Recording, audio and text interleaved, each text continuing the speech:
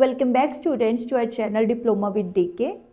सो हम लोगों ने कल केमिस्ट्री का चैप्टर किया था first, basic concepts of chemistry.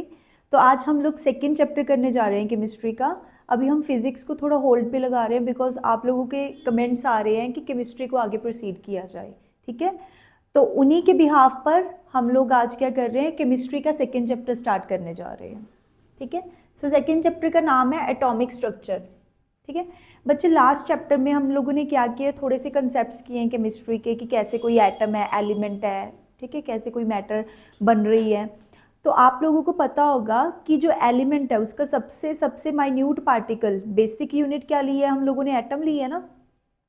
तो एटम जो एक एलिमेंट का बेसिक यूनिट है, तो उसकी स्ट्रक्चर अपनी कैसी है, उसमें क्या क्या चीज़ें हैं। पहले पहले तो ये देखने में आया, पहले जब स्टडीज़ हुई थी तब ये बोलते थे कि एटम है जो आगे डिवाइड नहीं हो सकता, ठीक है। एटम ही एक ऐसी बेसिक यूनिट है जो सबसे छोटी है किसी भी मैटर में, ठीक है। बट जब स्टडीज़ होती गई, जब आगे आगे इन्वेंशंस हुई, तो पता चला कि एटम की भी खुद की स्ट्रक्चर है, ठीक है, उसमें ये चीज़ें हैं।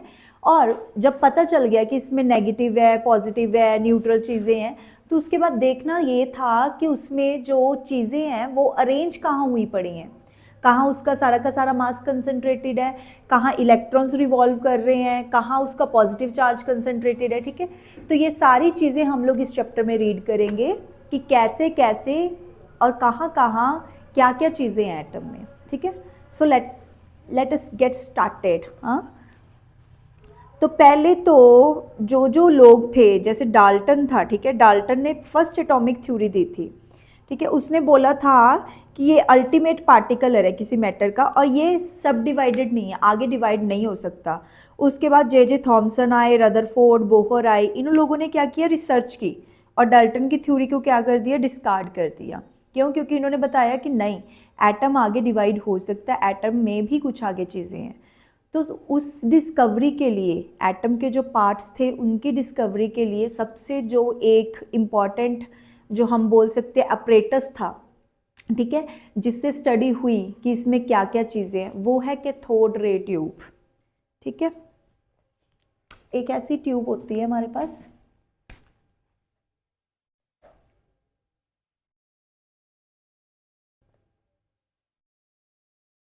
ऐसी, यहाँ पे कैथोड होता है इसके, यहाँ पे क्या होता है, एनोड होता है।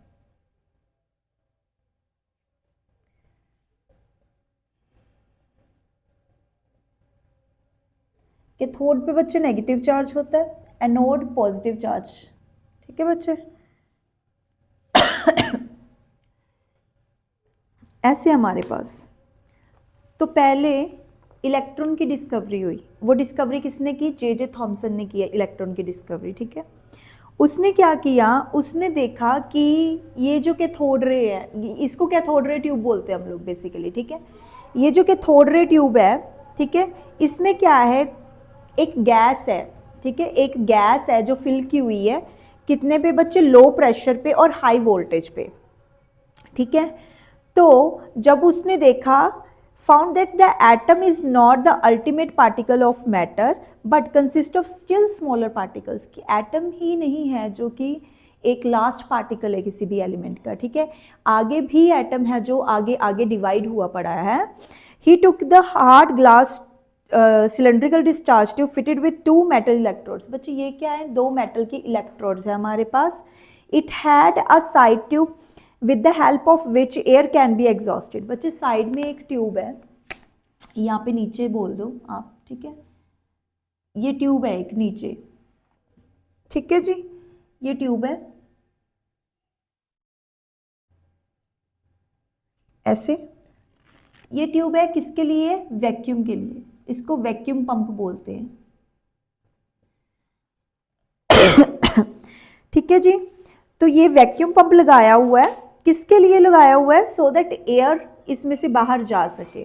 जब इसमें से हाई वोल्टेज का करंट पास किया गया, ठीक है, ये कैथोड एंड एनोड रेज है ना, इनको जब कनेक्ट करके यहाँ पे वोल्टेज सप्लाई की गई और हाई वोल्टेज का करंट जब इससे पास किया गया ना, इस गैस कंटेनर में से, तो देखने में आया कि कुछ रेज हैं जो यहाँ से ओरिजिनेट होकर इधर जा रही हैं एनोड की तरफ, ठीक है।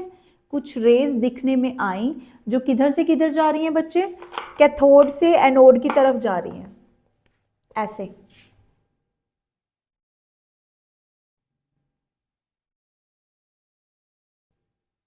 अभी नेगेटिव चार्ज से ओरिजिनेट होकर पॉजिटिव चार्ज की तरफ जा रही हैं, दैट्स मीन क्या है, उसका मतलब क्या है बच्चे, अगर नेगेटिव से निकल के पॉजिटिव की तरफ जा रही हैं, दैट्स मीन वो खुद नेगेटिव है ना, तभी तो वो पॉजिटिव की तरफ जा रही हैं, क्योंकि नेगेटिव चीज किसकी तरफ अट्रैक्ट होती है, पॉजिटिव की तरफ ना। तो तब पता लगा कि हाँ, गैस के अगर बीच में इसके पार्टिकल्स हैं तो कोई ना कोई ऐसी चीज है उसमें जो नेगेटिव है, जो जिसकी टेंडेंसी है कि वो पॉजिटिव की तरफ जाए, और ये रेज कैथोड से ओरिजिनेट हुई, ठीक है। तो इस वजह से इनको क्या नाम दिया गया, कैथोड रेज। क्या नाम दिया गया बच्चे इनको, कैथोड रेज। क्यों, क्योंकि ये कैथोड मेटल प्लेट से क्या हुई है, ओरिजिनेट हुई है, नेगेटिव टर्मिनल से क्या हुई है, ओरिजिनेट हुई है, ठीक है।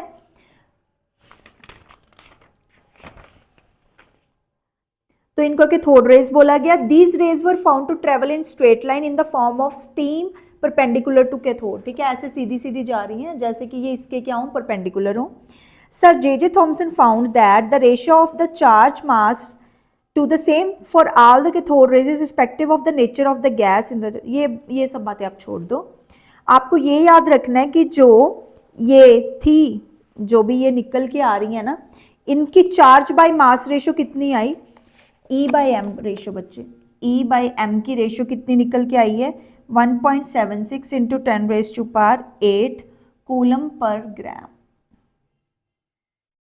ठीक है जी।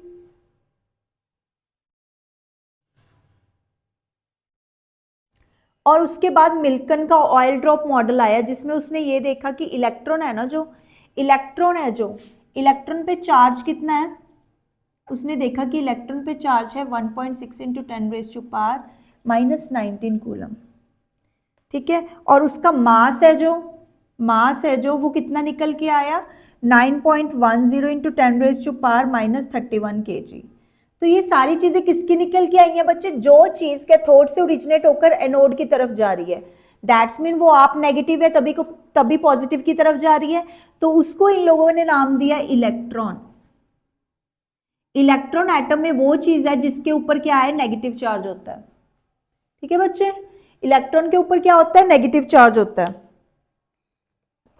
हमने किया था ना कल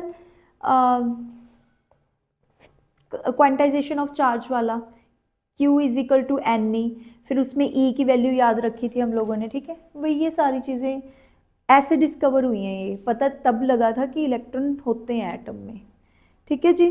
तो इलेक्ट्रॉन को डिफाइन कैसे किया इन लोगों ने, an electron may be defined as a sub atomic particle which carries 1 unit negative charge and has a mass nearly equal to 1/837 of that of hydrogen, ठीक है। इलेक्ट्रॉन को कैसे डिफाइन करते हैं कि ये एटम का सब एटॉमिक पार्टिकल है जिसमें 1 यूनिट नेगेटिव चार्ज है, ठीक है। इसमें 1 यूनिट क्या है, नेगेटिव चार्ज है, और इसका मास कितना है बच्चे, इसमें 1 यूनिट नेगेटिव चार्ज है, मास कितना है इसका मास है 1/1837 ऑफ हाइड्रोजन। हाइड्रोजन के मास का इतना है ये, ठीक है बच्चे। इलेक्ट्रॉन की डिस्कवरी होगी। अब इलेक्ट्रॉन का पता लग गया कि हाँ, गैस में कुछ ऐसे पार्टिकल हैं जो क्या है, खुद नेगेटिव है और किसकी तरफ जा रहे हैं, पॉजिटिव की तरफ जा रहे हैं, ठीक है बच्चे। अदरवाइज तो एटम को क्या मानते थे कि ये तो न्यूट्रल है, तो पता लगा कि इसमें कुछ ना कुछ है ऐसा जो कि नेगेटिव से पॉजिटिव की तरफ जा रहा है, जिसका खुद का चार्ज नेगेटिव है, तो उसको नाम दे दिया इलेक्ट्रॉन, ठीक है बच्चे। अब आप लोगों ने प्रॉपर्टीज़ करनी है कि कैथोड रेज की प्रॉपर्टीज़ क्या है। तो the cathode rays travel in straight line at right angle to that of surface of cathode. ये वो बात बोली थी मैंने कि ये कैसे जाएंगी, स्ट्रेट लाइन में जाएंगी, और कैथोड ट्यूब के क्या होंगी, परपेंडिकुलर होंगी। ट्यूब बोल रहे हो, कैथोड जो ये मेटल प्लेट है उसके क्या होंगी, ये परपेंडिकुलर होंगी। देन सेकेंड प्रॉपर्टी है cathode raise consist of material particles. ये मटेरियल पार्टिकल्स की बनी हुई है बच्चे, ठीक है। इसमें कुछ ना कुछ पार्टिकल्स हैं, कुछ मैटर के पार्टिकल्स हैं जो नेगेटिव से पॉजिटिव की तरफ जा रहे हैं, ठीक है। Cathode raise produce heating effect, ये रेज हैं जो ये क्या कर रही हैं, हीटिंग इफेक्ट प्रोड्यूस कर रही हैं। जब ये इनके मेटल की फॉइल एक रखी गई ना रास्ते में, तो इसने उसको क्या कर दिया, हीट अप कर दिया। इससे पता लगा कि हाँ ये कैथोड रेज हैं, इसमें कुछ ना कुछ हीटिंग इफेक्ट है और ये हीट अप कर रही हैं। ठीक है बच्चे। देन फोर्थ पॉइंट है cathode raise produce greenish fluorescence on the walls of the glass tube and also affect the photographic plate.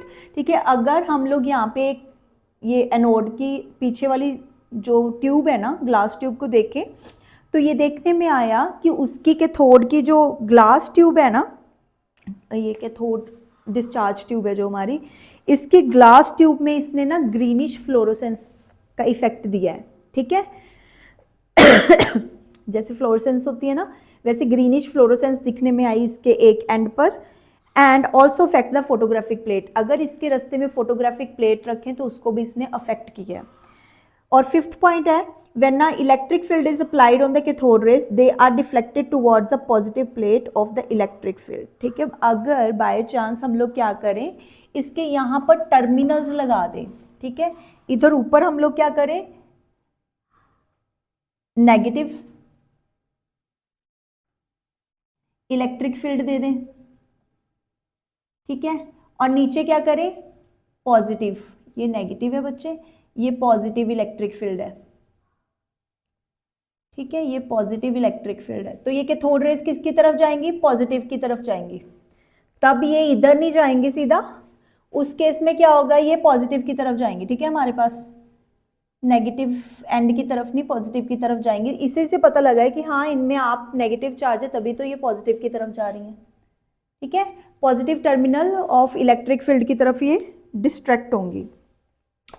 तो आगे सिक्स्थ पॉइंट है cathode rays bring about ionization of gases through which they passes. ठीक है, जिस gas में से ये पास होंगी तो उसे ये क्या कर देंगी, आयोनाइज कर देंगी। यहाँ पे हम लोगों ने, मैंने फर्स्ट ही स्टार्टिंग में बोला है कि यहाँ पे हमने एक गैस फिल की हुई है, तो उस गैस के पार्टिकल्स को इसने क्या कर दिया, आयोनाइज कर दिया।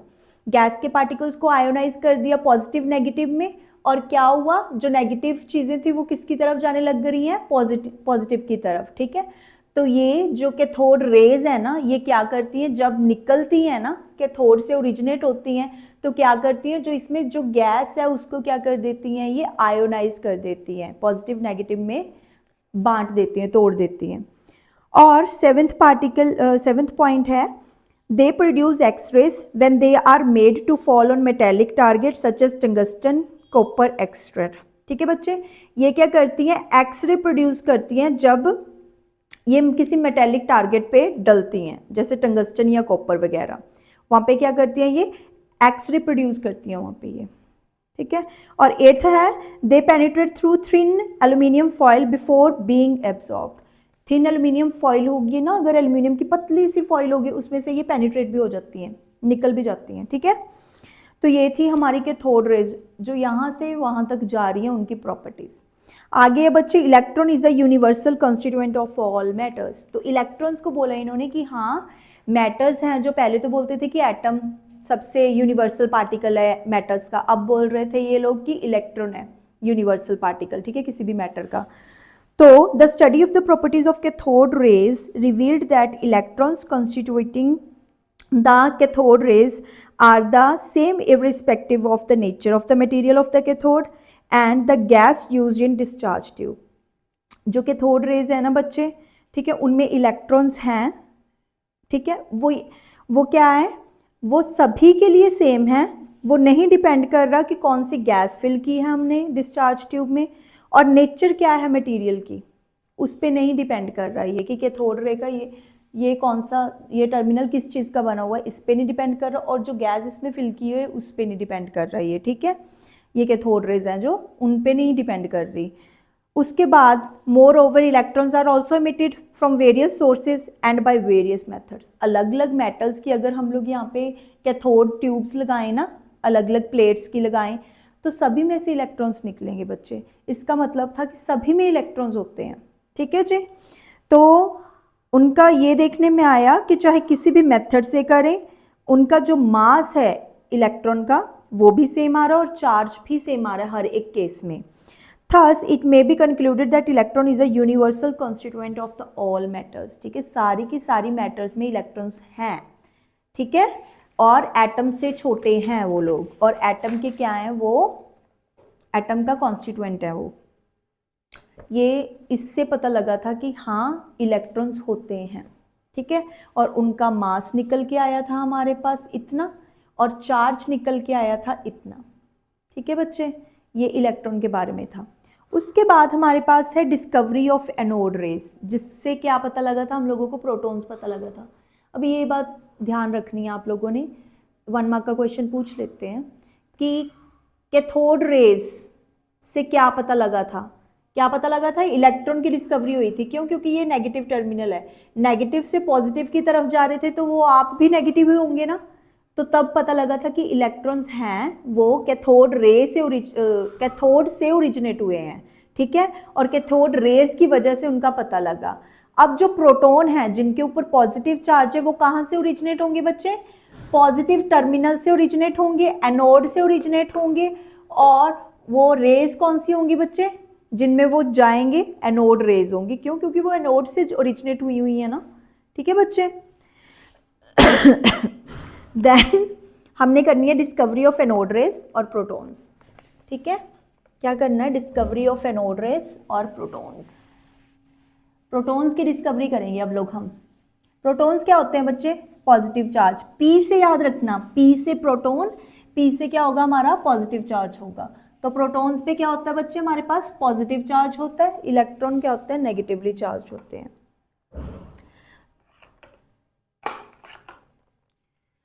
सो देन हमारे पास है एनोड रेज, हाँ, जो प्रोटॉन्स की डिस्कवरी हुई।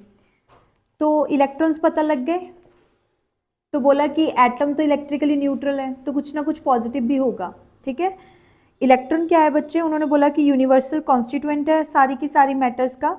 तो उन्होंने क्या सुजेस्ट किया कि कुछ ना कुछ पॉजिटिव चार्ज भी होगा एटम में, पक्का होगा। अगर नेगेटिव है तो पॉजिटिव होगा, जिसकी वजह से पूरा का पूरा एटम क्या है? न्यूट्रल बना हुआ है। This must be so since atom as a whole is electrical neutral. ठीक है, क्योंकि इलेक्ट्रॉन एटम क्या है? इलेक्ट्रिकली न्यूट्रल है। The discovery of positive rays by Goldstein. किसने डिस्कवरी की पॉजिटिव रेज की? गोल्डस्टेन ने की। उसने कंफर्म किया कि हाँ ऐसे पार्टिकल्स हैं, प्रोटॉन पार्टिकल है ऐसा कि जो क्या है, जिसके ऊपर पॉजिटिव चार्ज है। उसने भी सेम बच्चे ऐसे ही एक हमारे पास जो कैथोड रे ट्यूब बनाई थी ना मैंने, डिस्चार्ज ट्यूब,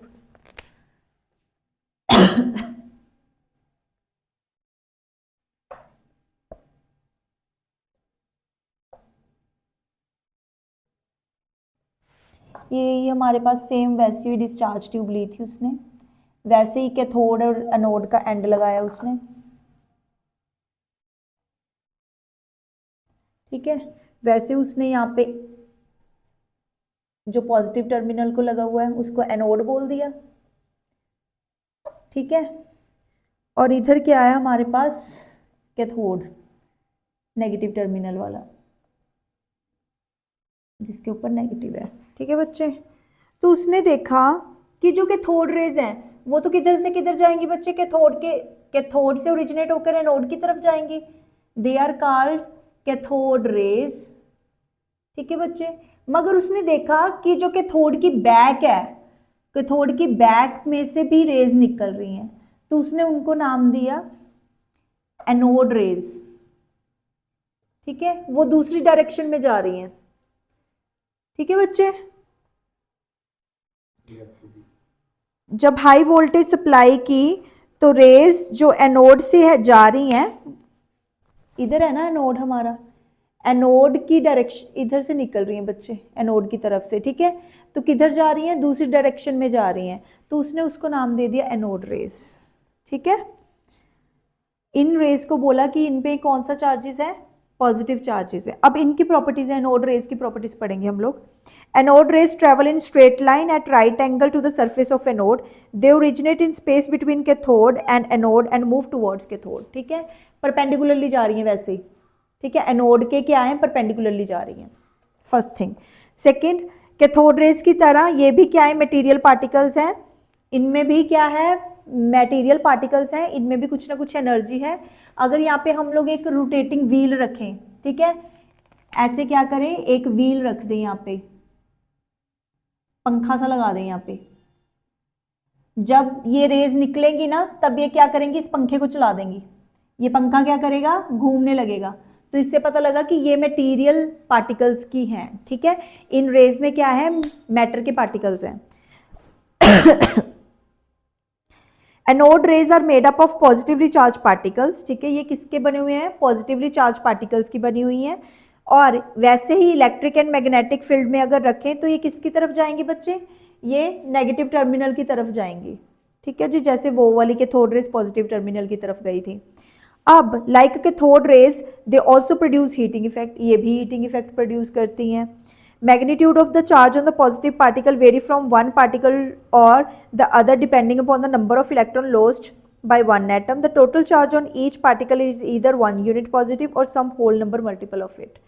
ठीक है बच्चे, तो इसका जो भी है ना हमारे पास, जो प्रोटॉन्स हैं हमारे पास, उनका क्या चार्ज है हमारे पास 1.6 इंटू 10⁻⁻19 कूलम ही है, मगर ये पॉजिटिव के हैं, ठीक है।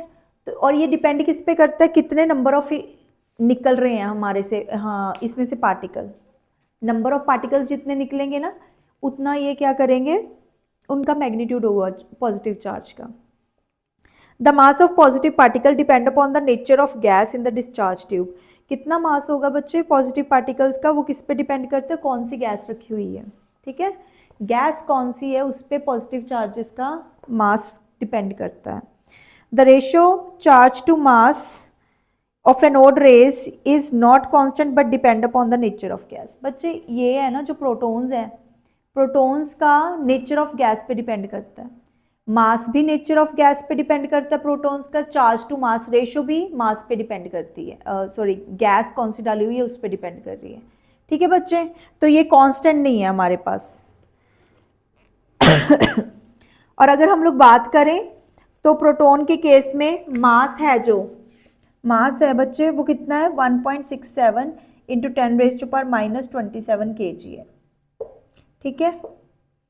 और इसकी E बाई एम रेशो कितनी है 9.58 इंटू 10⁻⁴ कूलम पर ग्राम, ठीक है जी। तो प्रोटॉन को हम लोग कैसे डिफाइन करेंगे बच्चे, ये भी क्या है सब एटॉमिक पार्टिकल है, जिसमें क्या है 1 यूनिट पॉजिटिव चार्ज है और मास नियरली इक्वल है हाइड्रोजन एटम के। उसका क्या था मास 1/1834 ऑफ हाइड्रोजन एटम, है ना, 1/1834 ऑफ हाइड्रोजन एटम था मास, और चार्ज क्या था 1 यूनिट नेगेटिव चार्ज 1837, सॉरी, ठीक है, 1/1837 of that of hydrogen. But इसका क्या है, इसका मास नियरली इक्वल है हाइड्रोजन एटम के, ठीक है जी। यहां तक समझ आया, यहां से पता लगा था कि प्रोटॉन्स भी हैं इलेक्ट्रॉन्स भी हैं एक एटम में, ठीक है। उसके बाद बच्चे हमने देखना है एटम का मॉडल कैसे है यार, ठीक है। एटम में प्रोटॉन भी है इलेक्ट्रॉन भी है, मगर वो है कहाँ, कहाँ पर फिर रहे होंगे, कहाँ पर प्रोटॉन होगा कहाँ पर इलेक्ट्रॉन होगा, वो भी तो साइंटिस्ट को दिखाना था ना, साइंटिस्ट को डिस्कवर करना था। तो सबसे पहले तो हमारे आए जे थॉमसन, ठीक है। जे थॉमसन आए, उन्होंने क्या कहा कि जैसे ओवरव्यू से दे रही हूँ इसका तुम्हें, छोटी क्लासों का है ये। तो जे थॉमसन है, उसने क्या कहा कि जैसे हमारा वाटरमेलन होता है, सारा का सारा रेड पोर्शन होता है, वो क्या है हमारा प्रोटॉन, जो सारा का सारा रेड पोर्शन है वाटरमेलन में वो क्या है हमारा प्रोटॉन, और जो नेगेटिव चार्ज है वो ऐसे खिंडा पड़ा है बीच में, ठीक है। ये इलेक्ट्रॉन्स है, खिंडा पड़ा किस फॉर्म में है बच्चे, जैसे बीज होते हैं ना वाटरमेलन में, जो बीज है उसको उसने नेगेटिव चार्ज का, और सारा का सारा रेड पोर्शन क्या है प्रोटॉन है। ये जे थॉमसन ने कब बोला था कि एटम है ना, एटम में सारा का सारा हिस्सा प्रोटॉन है, बीच में इलेक्ट्रॉन ऐसे ऐसे जगह जगह पे एम्बीड हुए पड़े हैं, जैसे कि वाटरमेलन में वो बीज पड़े होते हैं, ठीक है बच्चे। ये था थॉमसन का मॉडल। फिर उसके बाद ये डिस्कार्ड हो गया क्योंकि ये सही नहीं था। फिर रदरफोर्ड ने दिया हमारा alpha scattering experiment, most important, ठीक है, रदरफोर्ड ने दिया था। आप ये लोग नोट कर लो, फिर मैं अभी इसको इरेज कर देती हूँ। रदरफोर्ड कि बहुत ज़्यादा कंट्रीब्यूशन है बच्चे स्ट्रक्चर ऑफ एटम को डिस्कवर करने में। काफ़ी कुछ उसने बेचारे ने बता दिया था। ठीक है, रदरफोर्ड। रदरफोर्ड का कौन सा मॉडल एक्सपेरिमेंट था? रदरफोर्ड्स स्कैटरिंग एक्सपेरिमेंट बोलते हैं इसको, स्कैटरिंग एक्सपेरिमेंट।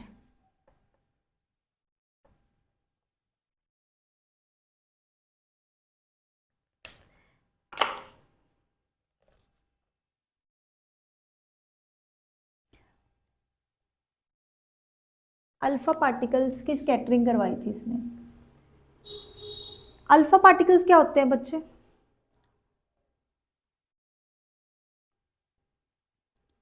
नहीं पता। अल्फा पार्टिकल्स बच्चे हमारे पास क्या होते हैं? हीलियम होता है ना, हीलियम। हीलियम को बोल सकते हैं कि हाँ वो अल्फा पार्टिकल है हमारे पास। ठीक है,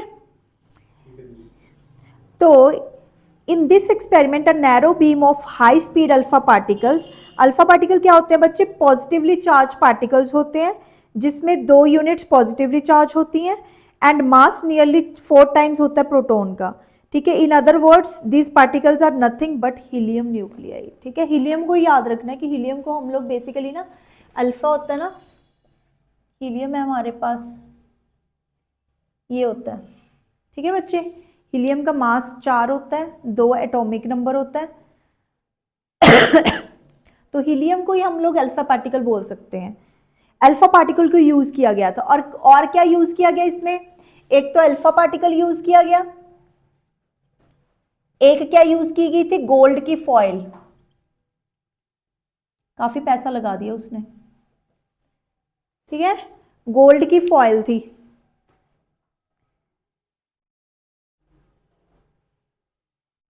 अल्फा पार्टिकल निकल किस में से रहा था बच्चे? रेडियम में से। अल्फा पार्टिकल किस में से निकल रहा था? रेडियम। रेडियम क्या है बच्चे हमारे पास?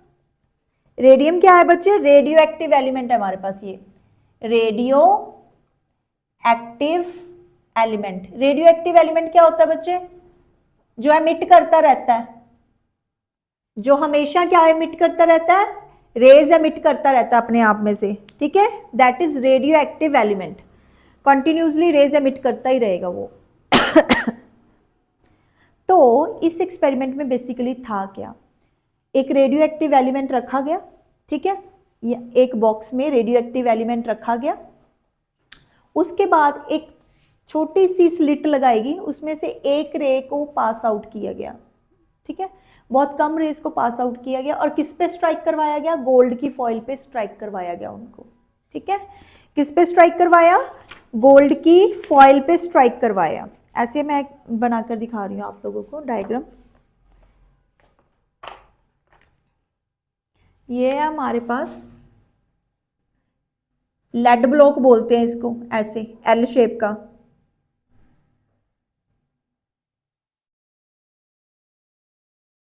ठीक है, यहां पे क्या था? यहां पे रेडियम है। ये वाला क्या है? रेडियम है, रेडियो एक्टिव एलिमेंट, यही वाला। ठीक है, रेडियो एक्टिव एलिमेंट रेडियम, जो अल्फा पार्टिकल छोड़ेगा। ठीक है, फिर क्या किया गया? यहां से एक नैरो ओपनिंग रखी गई, वो छोटी सी ओपनिंग रखी गई ताकि बहुत कम रेज हैं जो यहां से जाएं। ठीक है, 1-2 रेज ही जा पाए। ठीक है, बहुत छोटी सी पतली सी ओपनिंग है। नहीं नहीं बच्चे, यहाँ से रेडियो एक्टिव एलिमेंट होता है ना, वो रेस छोड़ता रहता है। अब ऐसा तो है नहीं कि वो सिर्फ इसी डायरेक्शन में रेस छोड़ रहा है, इधर भी छोड़ रहा होगा, इधर भी, इधर भी, इधर भी। अभी जब इतनी ज़्यादा रेस जाएंगी ना, तो उनका एक्सपेरिमेंट ऑब्जर्वेशन करनी मुश्किल हो जाती है। तो हम लोग क्या करते हैं? सिर्फ एक रे को पास करवाने की कोशिश करते हैं। उसके लिए यहाँ पे स्लिट लगाई गई है ताकि सिर्फ 1 या 2 रे ही जाए, और एक्सपेरिमेंट है जो ऑब्जर्वेशन बहुत क्लियर हो पाए कि क्या क्या हो रहा है एक्चुअल में। ठीक है, तो यहां से क्या है? रेज जाएंगी हमारे पास। ठीक है, जब ये गई तो यहां पे एक थिन गोल्ड की फॉइल है, गोल्ड की फॉइल है यहां पे।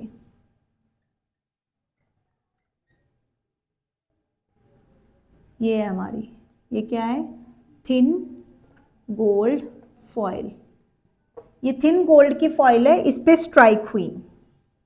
जब ये रेज स्ट्राइक हुई तो नंबर ऑफ ऑब्जर्वेशंस आई सामने, ठीक है। नंबर ऑफ ऑब्जर्वेशंस आई, वो हम लोगों ने कैसे देखी बच्चे, यहाँ स्क्रीन पे हमने वो ऑब्जर्वेशंस को रिपोर्ट किया, ठीक है। मूवेबल स्क्रीन थी, उसमें से हम लोगों ने क्या किया, यहाँ पे ऑब्जर्वेशन की कि क्या हो क्या रहा है एक्चुअल में, जब ये यहाँ पे स्ट्राइक की, ठीक है, तो हुआ क्या एक्चुअल में। तो देखने में ये आया कि ये हमारा गोल्ड है, ये गोल्ड की वो फॉइल है, ठीक है जी।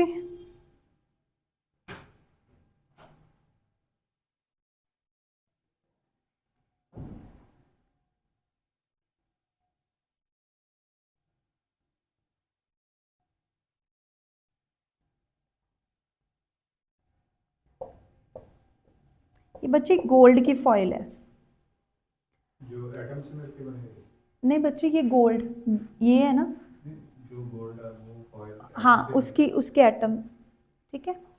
गोल्ड की फॉइल है, पतली सी लेयर ले ली, उसमें ये दिखाया हुआ है कि उसमें एटम्स ऐसे पड़े हुए हैं, ठीक है। तो उन्होंने देखा कि जब अल्फा पार्टिकल स्ट्राइक किए तो बहुत सारे अल्फा पार्टिकल्स, तो जब इस पे स्ट्राइक हुए ना बच्चे, अल्फा पार्टिकल की रेज इस पे स्ट्राइक हुई तो बहुत सारी रेज तो ऐसे ही निकल गई, खाली में ही ना पास हो गई, ऐसे निकल गई विदाउट एनी डिफ्लेक्शन, वो क्या हुई, आगे निकल गई, क्रॉस कर दी। हाँ आगे निकल गई। इनको क्या बोल देंगे हम, अनडिफ्लेक्टेड, ये डिफ्लेक्ट नहीं हुई, ठीक है। ये कौन सी है बच्चे, अनडिफ्लेक्टेड, जो डिफ्लेक्ट नहीं हुई बच्चे, जिनको कोई फर्क ही नहीं पड़ा, ठीक है जी, वो सीधा चली गई आगे, अनडिफ्लेक्टेड, सीधा आगे चली गई, ठीक है जी, चली गई, काफी रेस चली गई सीधा आगे, बिल्कुल सीधा आगे, ठीक है। और कुछ रेस थी बच्चे जो क्या हुई, कुछ एंगल पे ना, कुछ एंगल्स पे वो क्या हुई, डिफ्लेक्ट हुई हैं, स्मॉल एंगल्स पे डिफ्लेक्ट हुई हैं, ठीक है। ये स्मॉल कह लो, लार्ज एंगल्स पे डिफ्लेक्ट होगी, ठीक है जी। और सिर्फ एक या दो, हार्डली एक या दो थी ऐसी रेस जो क्या हुई, बिल्कुल बैक पे आई, वापस बिल्कुल 180 पे क्या हुई, वापस आई हैं, ठीक है बच्चे, 180 के एंगल पे क्या हुई हैं, वो वापस आई हैं। सिर्फ एक और अकाद बिल्कुल बाउंस बैक बोलते हैं ना हम लोग, वैसे बाउंस बैक हो गई, और ये कुछ लार्ज एंगल्स पे क्या हुई, डिफ्लेक्ट।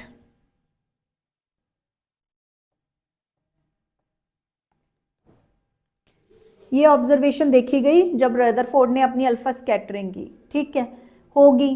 तब अब इनका मतलब क्या है, जो रेज तो बच्चे बिल्कुल अनडिफ्लेक्ट होके आगे चली गई, सीधा चली गई, उसका मतलब था कि एटम में बहुत सारा स्पेस है जो खाली ही पड़ा है, जिसका कोई मतलब ही नहीं है, ठीक है। तभी तो कोई अल्फा पार्टिकल की रेस सीधा आगे चली गई, ठीक है ना, कि काफी सारा स्पेस क्या है, खाली पड़ा हुआ है एटम में, कि रेस सीधी आगे चली गई, उनको कोई मतलब ही नहीं है, ठीक है। कोई रास्ते में कुछ रुकावट आई नहीं, तभी तो सीधा चली गई ना। तो सारा का सारा, सारा नहीं बोल सकते, काफी सारा स्पेस है एटम में, वो क्या है, खाली पड़ा है, ठीक है जी। कोई रेशियो दी थी इसकी 60 50 40, मोस्ट ऑफ द 90%, ठीक है, 80% ये बोल सकते हो आप कि काफी सारा स्पेस है जो वो क्या है, होलो है, मोस्ट ऑफ द एटम क्या है, होलो है। अब सेकंड ऑब्जर्वेशन क्या है बच्चे, जो सेंट्रल पोर्शन है ना हमारे पास एटम का, ठीक है, वो है पॉजिटिवली चार्ज्ड, ठीक है, which repels the positive charge alpha particle. यहां पे कुछ रेज है जो बिल्कुल बाउंस बैक होके आई है ना, वो कहां से बाउंस बैक होके आई है, बिल्कुल सेंटर ऑफ एटम से।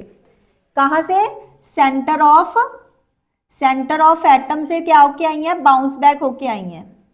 सेंटर ऑफ एटम से वो क्या होके आई है, बाउंस बैक होके आई है। दैट्स मीन सेंटर में क्या है, पॉजिटिव चार्ज है। क्यों? क्योंकि सेंटर से रेज हैं जो वापस होके आई हैं। वापस क्यों होके आई होंगी बच्चे? Like charges repel each other, वो भी पॉजिटिव होगा और अल्फा पार्टिकल भी पॉजिटिव होते हैं, ठीक है। अल्फा जो रेज है ना, ये क्या हुई है, पॉजिटिव रेज होती है। अल्फा पार्टिकल्स क्या होते हैं, पॉजिटिव होते हैं। तो पॉजिटिव जब पॉजिटिव के साथ टकराएगा तो बिल्कुल बाउंस बैक होके आ गया। तो इससे पता लगा कि सेंटर में है जो एटम है, ठीक है। सेंटर में एटम है, सेंटर में पॉजिटिव चार्ज है। एटम के सेंटर में क्या है, पॉजिटिव चार्ज है, ठीक है जी। फिर उससे आगे क्या है, the central portion of atom is solid and carries nearly the whole weight of the mass of the atom, ठीक है। ये जो सेंटर है ये क्या है, थोड़ा है, मास है इसमें, ठीक है। और सॉलिड है, सारा का सारा, थोड़ा मास नहीं बोल सकते, सारा का सारा एटम का मास यहीं पे है, ठीक है। ये जो सेंटर है ना बच्चे, एटम का सेंटर क्या है हमारे पास, सॉलिड, और मास ऑफ होल एटम यहां पे है। सारे के सारे एटम का मास कहां पे है, यहां पे है, ठीक है हमारे पास। तो रदरफोर्ड ने ये सारा कुछ बता दिया था कि एटम है मोस्टली खाली पड़ा है, उसके सिर्फ सेंटर में ही पॉजिटिव चार्ज है, जिसकी वजह से सिर्फ सेंटर से ही 180 के एंगल पे अल्फा पार्टिकल्स बाउंस बैक हुए हैं, पॉजिटिव रेज बाउंस बैक हुई हैं, ठीक है। तो वहाँ पे सेंटर पे भी पॉजिटिव चार्ज होगा, तभी तो 180 पे वो डिफ्लेक्ट बैक होके आई है ना। तो वहाँ से पता लगा कि पॉजिटिव चार्ज सेंटर में है और सारा का सारा मास यहीं पे कंसीडर्ड है, ठीक है, कॉन्सेंट्रेटेड है, सॉरी, ठीक है। सारा का सारा मास यहीं पे क्या है, कॉन्सेंट्रेटेड है। गॉट इट बच्चे? ओके। तो रदरफोर्ड का मॉडल है ना बच्चे, वो क्या क्या बताता है, the atom consist of small but massively positively charge portion at its centre. Centre पे क्या है बच्चे, उसका मास का सारा मास है जो एटम का, वो सेंटर में कॉन्सेंट्रेटेड है। उसको हम लोग क्या बोलते हैं, उसने बोला न्यूक्लियस, ठीक है। ये सेंटर को क्या बोलते हैं हम लोग, क्या बोलते हैं बच्चे, न्यूक्लियस, जहां सारा का सारा मास क्या है, कॉन्सेंट्रेटेड है। न्यूक्लियस है सेंटर में इसके। The nucleus of each atom is surrounded by extremely small positively charge particle called electrons. जो न्यूक्लियस है उसके आले दुआले छोटे छोटे स्मॉल पार्टिकल्स होते हैं, जिनको क्या बोला गया, उसने कहा कि इलेक्ट्रॉन्स हैं, ठीक है। उसने बताया कि सेंटर है, सेंटर में सारा मास कॉन्सेंट्रेटेड है और वो क्या है, न्यूक्लियस है।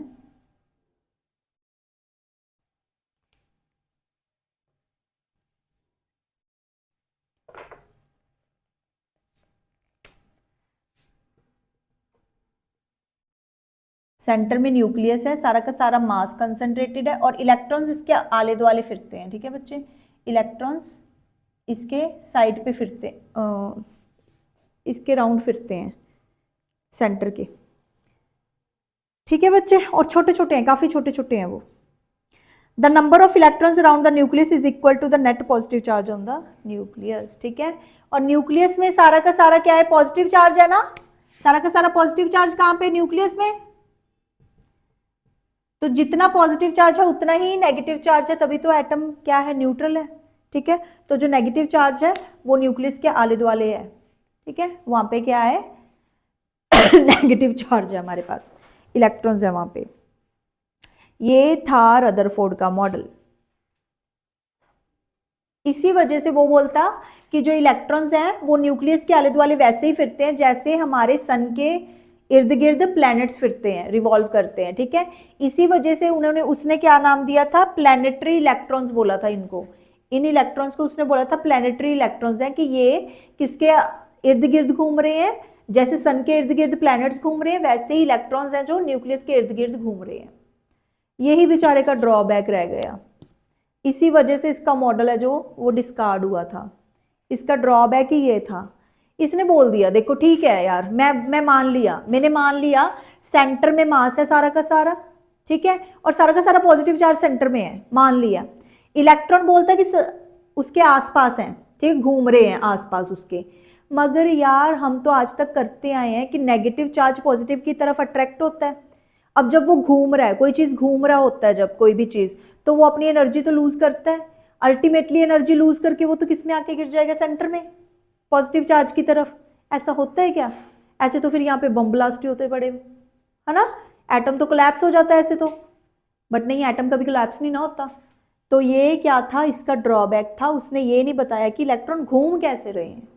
ठीक है, इलेक्ट्रॉन स्टेबल कैसे हैं, क्यों वो एक ही जगह पे अपना घूमते रहते हैं, आके बीच में न्यूक्लियस में नहीं आके गिर जाते।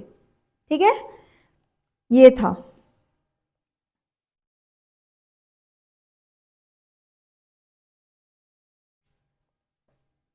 ओके, देन इसके बाद क्या था, हमारे पास न्यूट्रॉन्स की डिस्कवरी हुई। तो ठीक है, इसने बोल दिया कि पॉजिटिव चार्ज है जो न्यूक्लियस में, इलेक्ट्रॉन्स हैं। ठीक है, और रदरफोर्ड ने क्या बोला था कि सारा का सारा मास है जो वो न्यूक्लियस में कंसंट्रेटेड है। तो इसका मतलब क्या है कि जो भी सारा एटम का मास होगा वो सारा का सारा न्यूक्लियस की वजह से है ना, न्यूक्लियस की वजह से, जिसमें सिर्फ और सिर्फ पॉजिटिव चार्ज है। दैट्स मीन सारा का सारा मास प्रोटॉन्स की वजह से है। मगर ये चीज़ भी डिस्कार्ड हुई थी रदरफोर्ड की। क्यों?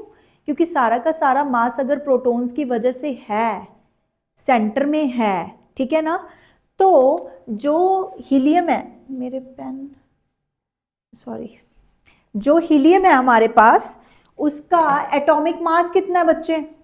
हीलियम का एटॉमिक मास तो 4 है ना, एटॉमिक मास ऑफ हीलियम 4 है। एटॉमिक मास मतलब मास है जो हीलियम का, वो क्या है? 4 है। और जो एटॉमिक नंबर है वो कितना है? 2। उसका मतलब था कि अगर 2 इलेक्ट्रॉन्स है तो 2 ही प्रोटॉन्स है ना, मगर 2 प्रोटॉन्स का मास है जो, वो तो नहीं है ना हीलियम के सेंटर में, मास तो 4 है ना। तो यहां से पता लगा कि न्यूक्लियस में सिर्फ और सिर्फ प्रोटॉन नहीं है, कुछ और भी है साथ में। उसको उसने नाम दे दिया न्यूट्रॉन। उसको क्या नाम दिया उसने? न्यूट्रॉन। तो अभी कौन कौन है सेंटर में? सेंटर में कौन कौन है जो मास बना रहे हैं? प्रोटॉन प्लस न्यूट्रॉन मिलके क्या बना रहे हैं? मास बना रहे हैं एटम का। ठीक है, और इलेक्ट्रॉन क्या है? आले दुआले रिवॉल्व कर रहे हैं। तो यहां से पता लगा कि 3 पार्टिकल्स तो हैं हमारे एटम में। ठीक है, कौन कौन से बच्चे? प्रोटॉन जिस पे पॉजिटिव चार्ज है और वो कहां पे रहते हैं? बिल्कुल सेंटर में। और न्यूट्रॉन है जिन पे कोई चार्ज नहीं है, न्यूट्रल है, नाम से ही एन है, एन से न्यूट्रल, पी से प्रोटॉन, पी से पॉजिटिव। ठीक है, न्यूट्रल पे कोई चार्ज नहीं है, न्यूट्रल है, और वो भी कहाँ है? सेंटर में है। और तीसरा कौन है? इलेक्ट्रॉन है, जो कहाँ पे घूम रहा है बच्चे? इर्द गिर्द घूम रहा है न्यूक्लियस के। ठीक है, इसके इर्द गिर्द क्या है? वो घूम रहा है। तो यहां से पता लगा था कि हाँ, एटम में 3 पार्टिकल्स हैं। उसके बाद कैडविक ने डिस्कवरी की, उसने तो न्यूक्लियस को बिल्कुल एग्जैक्ट बता दिया था कि हाँ जी न्यूक्लियस है, न्यूट्रॉन है, न्यूट्रल चार्ज है, इस पर कोई चार्ज नहीं है। ठीक है, इसका मास है जो ऑलमोस्ट डबल है प्रोटॉन का। ठीक है, प्रोटॉन का जितना मास है उससे डबल होता है इसका मास। ठीक है, रदरफोर्ड की जो डिस्कवरी थी इसको डिस्कार्ड जब हो गई, हाँ, उसका कारण यही था कि इसने न्यूट्रॉन के बारे में नहीं बताया। नहीं, न्यूट्रॉन का बताया था उसने ना, लास्ट में बताया उसने न्यूट्रॉन का। ठीक है, बट उसने ये नहीं बताया था कि स्टेबल कैसे है हमारा एटम स्टेबल कैसे है, ये नहीं बताया था उसने, स्टेबिलिटी के बारे में नहीं बात की थी। ठीक है, तो न्यूट्रॉन क्या है बच्चे? न्यूट्रॉन क्या है हमारे पास? May be define as sub atomic particle which carries no charge, कोई चार्ज नहीं है इस पे, but has a mass equal to that of hydrogen atom और प्रोटॉन। ठीक है, डबल बोल गई, सॉरी मैंने पहले डबल बोल दिया आप लोगों को, प्रोटॉन का डबल नहीं, as that of proton, proton का जितना ही होता है। क्यों? क्योंकि हीलियम का देखने में आया था ना कि हीलियम है, इसमें तो 4 है, मगर है तो 2 प्रोटॉन है, 2 प्रोटॉन का मास थी, ठीक है था, मगर 2 प्रोटॉन का मास तो है नहीं। ठीक है ना, तो तब पता लगा कि हाँ कुछ न्यूट्रल पार्टिकल है, उनका मास क्या है? सेम दैट ऑफ प्रोटॉन है। ठीक है, तब ये डिस्कवरी हुई थी न्यूट्रॉन की। तो न्यूट्रॉन का मास कितना है? दैट ऑफ प्रोटॉन है, और चार्ज कोई नहीं है, बस 2 प्रॉपर्टीज है न्यूट्रॉन की, mass as that of proton and having no charge. ठीक है, प्रोटॉन का मास कितना बच्चे? यहाँ पे लिखा था मैंने 1.67 इंटू 10⁻⁻27। ठीक है, मास कितना है न्यूट्रॉन पे? मास ऑफ न्यूट्रॉन कितना बच्चे? Mass of neutron 1.67 into 10⁻⁻27 kg। ये सेम है जितना हमारे पास किस पे था ये मास? प्रोटॉन पे। ठीक है, और चार्ज तो कोई है नहीं बेचारों पे, चार्ज कोई नहीं है, न्यूट्रल है। तो अब डिस्कशन से हमारे पास क्या आया बच्चे कि दो पार्ट है हमारे पास एटम में बेसिकली। एक पार्ट क्या है बच्चे, जो सेंटर है उसका, न्यूक्लियस बोलते हैं जिसको, उसके बिना बाकी का एक्स्ट्रा न्यूक्लियर पार्ट। ठीक है, इसको इरेज करती हूं मैं।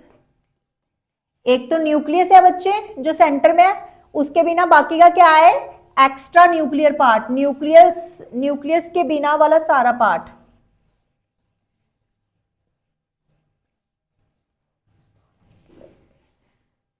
एक्स्ट्रा न्यूक्लियर पार्ट लिख लो, दो पार्ट्स।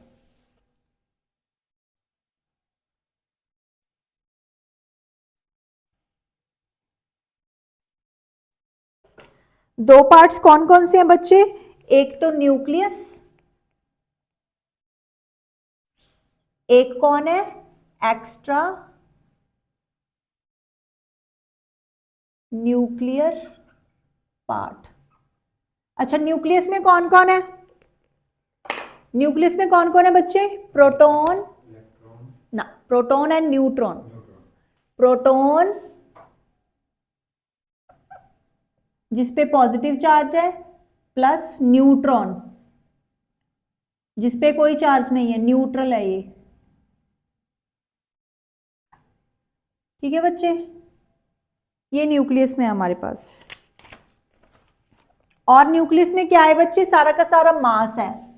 सारा का सारा मास कहां पे है हमारे, न्यूक्लियस में है।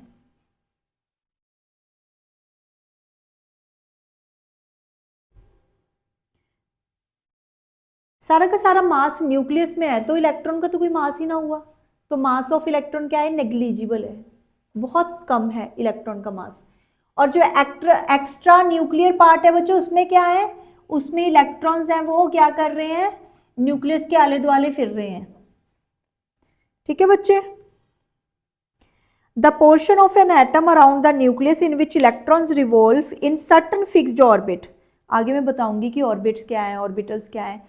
जब इलेक्ट्रॉन एक सर्टन फिक्स जो ऑर्बिट में घूम रहे हो, ठीक है, उसको बोलते हैं एक्स्ट्रा न्यूक्लियर पार्ट।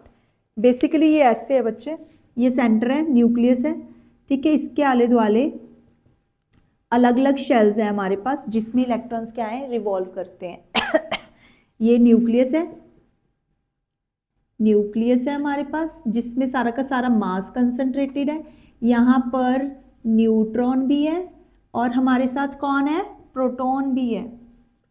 ठीक है बच्चे, सेंटर में प्रोटॉन एंड न्यूट्रॉन पड़ा हुआ है, और इलेक्ट्रॉन्स है ना जो, वो इसके आले दुआले बेचारे ऐसे रिवॉल्व चक्कर लगाते फिरते होंगे, और इलेक्ट्रॉन्स का बेचारों का तो मास ही नहीं है, इलेक्ट्रॉन्स का ज्यादा मास नहीं है, नेग्लिजिबल मास है मतलब। ठीक है, तो ये वाला पोर्शन है जो, इसको क्या बोल देते हैं, extra nuclear part. Extra nuclear part मतलब न्यूक्लियस के बिना वाला पार्ट, एक्स्ट्रा वाला, ठीक है, उसको बोलते हैं एक्स्ट्रा न्यूक्लियर पार्ट। और ये एक्स्ट्रा न्यूक्लियर पार्ट किसके लिए रिस्पॉन्सिबल है, एटम के साइज के लिए। ठीक है, एटम का साइज इन पे डिपेंड करता है, मास चलो इस पे डिपेंड करता है न्यूक्लियस पे, बट साइज है जो इसके कितने शेल्स होंगे उस पे डिपेंड करता है। ठीक है बच्चे,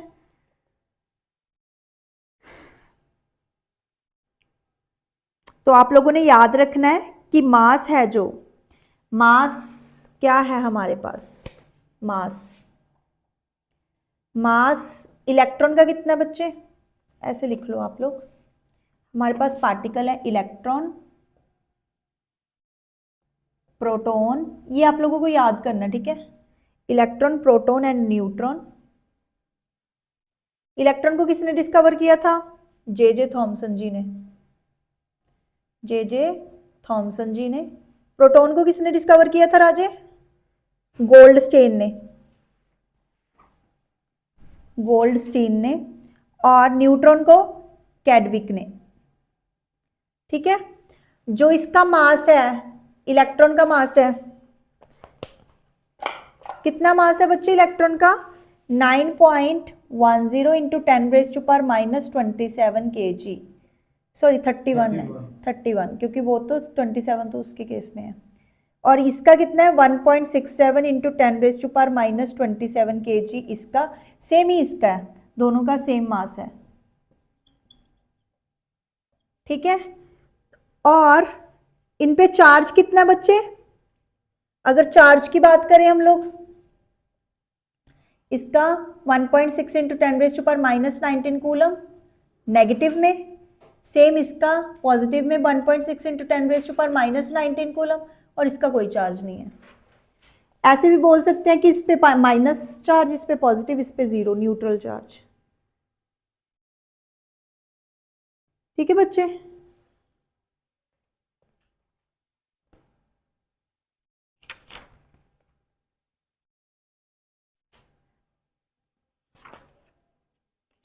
अब एक बहुत छोटा सा है टॉपिक, बहुत छोटा सा टॉपिक है हमारे पास, वो कर लो आप लोग, इरेज कर दो बच्चे। बहुत छोटा सा टॉपिक है राजे, मैं बोल तो रही हूं कि न्यूक्लियस है, न्यूक्लियस है, बाकी के इलेक्ट्रॉन्स हैं, ठीक है। ये है क्या, अभी चीज क्या है वो बता देती हूँ अभी मैं आपको। चलो ठीक है, ये सेंटर है, सेंटर है, इसके आले दुआले क्या है, न्यूक्लियस, इलेक्ट्रॉन्स है, ठीक है। ये सेंटर है, इसको क्या बोल रहे हैं, न्यूक्लियस, ठीक है। और ये वाला क्या है, एक्स्ट्रा न्यूक्लियर पार्ट है ना, तो जो न्यूक्लियस है उसमें क्या है, न्यूट्रॉन प्लस प्रोटॉन, है ना बच्चे। न्यूट्रॉन न्यूट्रल है, प्रोटॉन पे पॉजिटिव चार्ज है, ठीक है। और सारा का सारा मास यहाँ पे है, ठीक है जी, मास है। तो यहां से कंसेप्ट आया था मास नंबर या एटॉमिक मास, ठीक है, मास नंबर या एटॉमिक मास।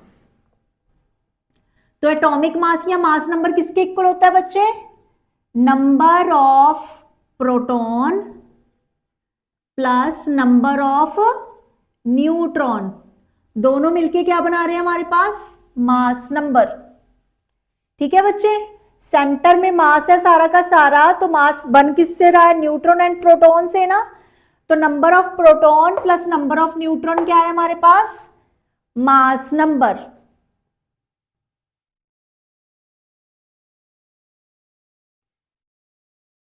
और मास नंबर को डिनोट किससे करते हैं हम लोग, मास नंबर को डिनोट किससे करना है आप लोगों ने, ए, कैपिटल ए,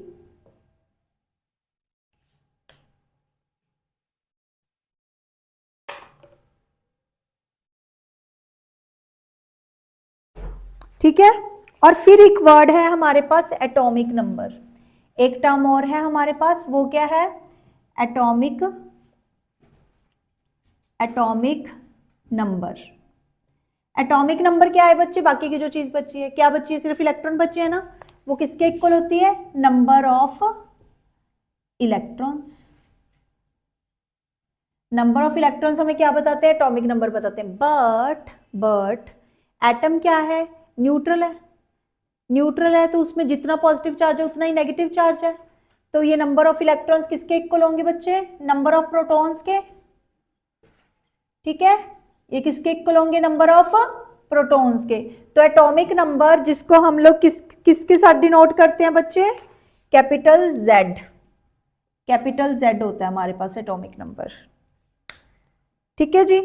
तो एटॉमिक नंबर जो कैपिटल जेड है वो किसके इक्वल होता है, नंबर ऑफ इलेक्ट्रॉन्स, जो किसके इक्वल है, नंबर ऑफ प्रोटॉन्स के, ठीक है बच्चे। तो ये है हमारे पास बात। तो यहाँ पे अगर मैं बात करूं, ये जो मास नंबर है ये और क्या हो सकता है, number of electron plus number of neutron, क्योंकि नंबर ऑफ प्रोटॉन तो नंबर ऑफ इलेक्ट्रॉन के इक्वल ही है ना। क्वेश्चन फाइंड करना हो तो ऐसे करते हैं। अच्छा, डिनोट कैसे करना है बच्चे, ये मेरे पास एलिमेंट है, जो मैंने कल एलिमेंट लिखने सिखाए थे ना, हाइड्रोजन को कैपिटल एच बोलते हैं, हीलियम को एच ई बोलते हैं, सिंबल लिखाए थे ना मैंने कल। ये हमारा कोई भी एलिमेंट है, उसके यहाँ पे सिर पे हम लोग क्या लिखते हैं, उसका ये लिखते हैं मास नंबर, और यहाँ पे पैर में क्या लिखते हैं, उसके एटॉमिक नंबर लिखते हैं, ठीक है।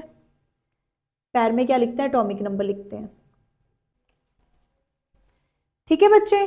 तो यहाँ पे क्या होता है हमारे पास, मास नंबर ऊपर लिखते हैं, नीचे क्या लिखते हैं हम लोग, atomic number. For example helium लिख के दिखाया था मैंने आप लोगों को पहले भी, ठीक है, हीलियम 2,4,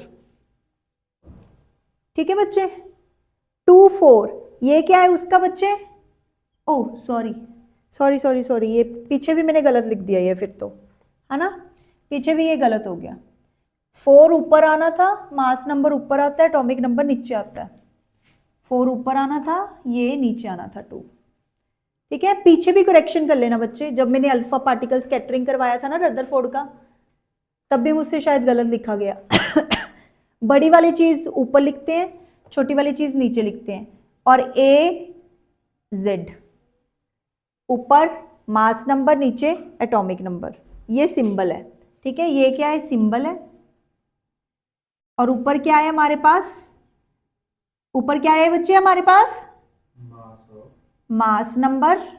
ठीक है, और ये नीचे क्या लिखा है, एटॉमिक नंबर। और याद रखना हमेशा ऊपर बड़ी चीज लिखी जाएगी, नीचे छोटी वाली। मास नंबर हमेशा बड़ा होता है ना एटॉमिक नंबर से, तो ऊपर बड़ा वाला, नीचे छोटा वाला। ठीक है, एक क्वेश्चन करके दिखाती हूँ, बस छोटा सा क्वेश्चन है हमारे पास। क्या है, हाउ मेनी प्रोटॉन्स, ये आता है क्वेश्चन बच्चे, आता है ये क्वेश्चन, आप लोगों को बहुत बार आया हुआ है। How many protons neutrons are there in nuclei 1708। देखो क्या दिया हुआ है आप लोगों को, 17 ऑक्सीजन 8। अच्छा क्या है ये 17, क्या है बच्चे अभी, हाँ ठीक है, 17 क्या है, मास नंबर, जिसको हम लोग क्या बोलते हैं, ए भी डिनोट कर देते हैं। और 8 क्या है हमारे पास, हाँ एटॉमिक नंबर, जिसको हम लोग क्या लिख देते हैं, Z। और एटॉमिक नंबर क्या बताता है बच्चे, नंबर ऑफ इलेक्ट्रॉन। ये क्या है मेरे पास, नंबर ऑफ इलेक्ट्रॉन्स हो गए मेरे पास, कितने, 8, जो किसके इक्वल है बच्चे, नंबर ऑफ प्रोटॉन्स के। नंबर ऑफ प्रोटॉन्स भी 8 हो गए, बन गई बात। अब मुझे मास नंबर बताया हुआ है, मास नंबर किसके इक्वल होता है बच्चे, नंबर ऑफ प्रोटॉन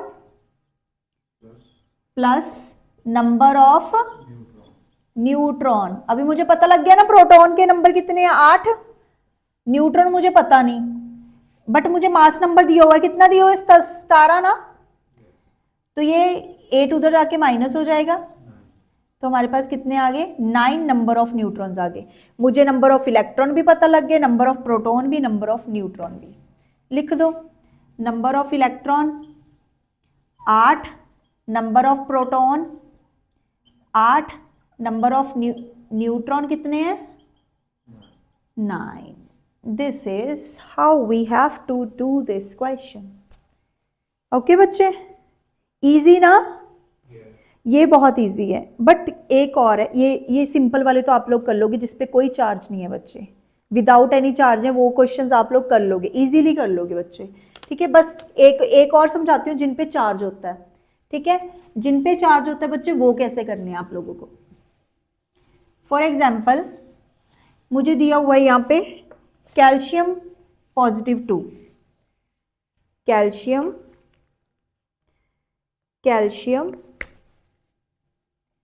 +2। ठीक है जी, बोलते हैं इसका मास नंबर निकालो, मास नंबर निकालो।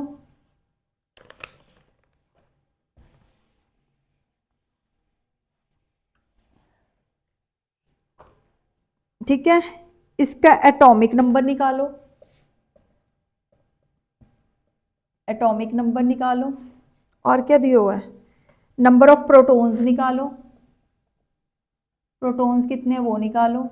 ठीक है, न्यूट्रॉन्स कितने हैं, न्यूट्रॉन्स दिए हुए हैं मुझे, कितने दिए हुए हैं, 20। और नंबर ऑफ इलेक्ट्रॉन्स दिए हुए हैं 18। बच्चे जब ना ये चार्ज आता है किसी के सिर पे, तो चार्ज किसकी बदौलत आता है, इलेक्ट्रॉन की वजह से ना, या तो इलेक्ट्रॉन लिया जाएगा या इलेक्ट्रॉन दिया जाएगा। अब पॉजिटिव आया है, पॉजिटिव आया है तो कैसे आया होगा, नेगेटिव चार्ज गया उसमें से ना, इलेक्ट्रॉन दे दिए उसने ना। ठीक है, अभी 18 इलेक्ट्रॉन तो अभी भी हैं इसके पास, Ca+2 के पास कितने इलेक्ट्रॉन्स हैं, इलेक्ट्रॉन कितने हैं, 18 है ना। और बेचारे ने 2 इलेक्ट्रॉन दे दिए पहले ही। ठीक है, एक्चुअल में इलेक्ट्रॉन कितने होने थे, एक्चुअल इलेक्ट्रॉन कितने होने थे बच्चे, 2 उसने दे दिए ना, 20 होने थे ना। और हमें पता है एटम न्यूट्रल कब होता है, जब number of electron number of proton के इक्वल है। दैट्स मीन प्रोटॉन ये हैं, प्रोटॉन कितने होंगे, 20 होंगे, क्योंकि प्रोटॉन 20 ही थे। अभी उसने 2 इलेक्ट्रॉन दे दिए, उसकी वजह से उसके सिर पे क्या आया है, पॉजिटिव चार्ज आ गया। ठीक है, तो प्रोटॉन तो मैंने निकाल लिए 20 आ गए। ठीक है, तो नंबर ऑफ प्रोटॉन्स हमारे पास कितने आए, 20 आए। अभी जितने नंबर ऑफ प्रोटॉन्स हैं, जितने एक्चुअल नंबर ऑफ इलेक्ट्रॉन्स हैं, दोनों इक्वल होने चाहिए। और वही किसके इक्वल आएंगे, जो चीज बच्चे इक्वल होगी ना, वही किसके इक्वल आएगी, एटॉमिक नंबर के। अभी कंफ्यूज नहीं होना कि 18 आएगा या 20 आएगा, जो चीज 2 सिमिलर होंगे ना वो एटॉमिक नंबर होता है। ठीक है, तो एटॉमिक नंबर कितना हमारा 20। अभी मास नंबर कितना होगा, 20 + 20। मास नंबर कितना होगा बच्चे, न्यूट्रॉन प्लस प्रोटॉन। ठीक है, number of neutron plus number of proton कितना हो गया राजू, ये 20 + 20 40, ये हमारा आ गया 40। ठीक है बच्चे, ऐसे निकालने हैं आप लोगों को, atomic number, mass number, number of electron, number of proton और नंबर ऑफ न्यूट्रॉन। हो जाएंगे बच्चे ये क्वेश्चंस, यस दीदी। इजी है ना। एक और करके दिखाऊं, नहीं दीदी बस। पक्का हो जाएगा ना। हाँ जी। आई नेगेटिव का आप लोग घर से करके आना फिर, ठीक है, यही चीजें मैं ऐसे लिख देती हूँ।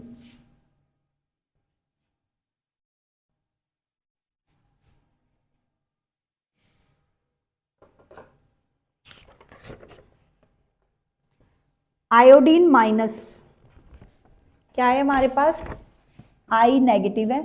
ठीक है, इसमें आप लोगों ने मास नंबर कैलकुलेट करना है, एटॉमिक नंबर 127 दिया हुआ है। ठीक है, प्रोटॉन्स कैलकुलेट करने हैं आप लोगों को, न्यूट्रॉन्स 53 दिए हुए हैं और इलेक्ट्रॉन्स कैलकुलेट करने हैं। ठीक है बच्चे, एटॉमिक नंबर कितना दिया हुआ, 127, किसके इक्वल होता है, नंबर ऑफ प्रोटॉन्स, जो कि किसके इक्वल होते हैं, नंबर ऑफ इलेक्ट्रॉन्स। बट यहाँ पे एक इलेक्ट्रॉन लिया गया है, तो वहां पे कितने आ जाएंगे, एक बढ़ जाएगा, क्योंकि ले लिया ना तभी उस पर नेगेटिव चार्ज आया है, तो नंबर ऑफ इलेक्ट्रॉन्स क्या होंगे, एक बढ़ जाएगा। ठीक है बच्चे, ये गलत दिया हुआ है, number of electron, atomic number इससे बड़ा तो हो ही नहीं सकता, ये आप लोगों को मास नंबर दिया होगा, क्वेश्चन में गलती है, ये मास नंबर दिया हुआ है आप लोगों को 127, गलत लिखा हुआ उन्होंने। ठीक है बच्चे, अभी कैलकुलेट करके लाना आप लोग, अब हो जाएगा आप लोगों से।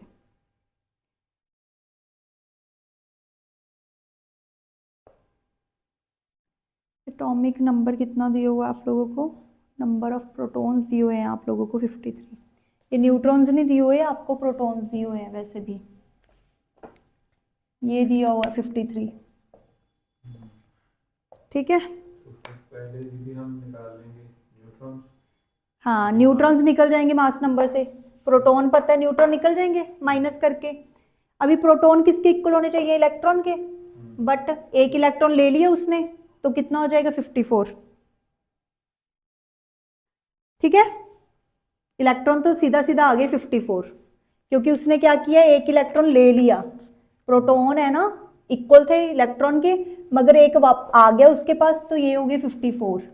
न्यूट्रॉन कितने होंगे बच्चे, प्रोटॉन में से 127 माइनस कर दो, तो आपके पास न्यूट्रॉन्स आ जाएंगे। और हमारा एटॉमिक नंबर किसके इक्वल आएगा, जो हमारे नंबर ऑफ प्रोटॉन्स हैं। 74 आ जाएगा, 127 हाँ ठीक है, ये कितना आ गया 74। then 54 is equal to 54। बच्चे नंबर ऑफ न्यूट्रॉन 74 आएंगे हमारे पास, उनको माइनस करके। एटॉमिक नंबर कितना आएगा आप लोगों के पास, 53 ही आएगा, नंबर ऑफ इलेक्ट्रॉन्स के, नंबर ऑफ प्रोटॉन्स के इक्वल हो गया। ठीक है, जो पहले थे number of protons number of electrons वो 53 थे ना, ये तो बाद में उसने लिया है तब उसकी वजह से 54 आ गया, तो वो मैंने बोला ना सेम चीज़ आती है, तो 53 आएगा ये। ठीक है बच्चे, ऐसे सॉल्व करना आप लोगों को, जिनके ऊपर चार्ज होएगा, सिंपल जो बिना चार्ज के होंगे वो तो बहुत ईजी है।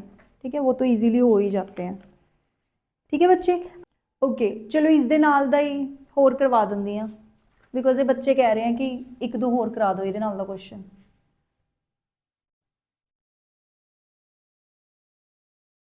सिंपल वाला करवावा पहला, विदाउट चार्ज वाला है ना, हाँ जी दीदी। विदाउट चार्ज वाला करांदी मैं, रुको पहला।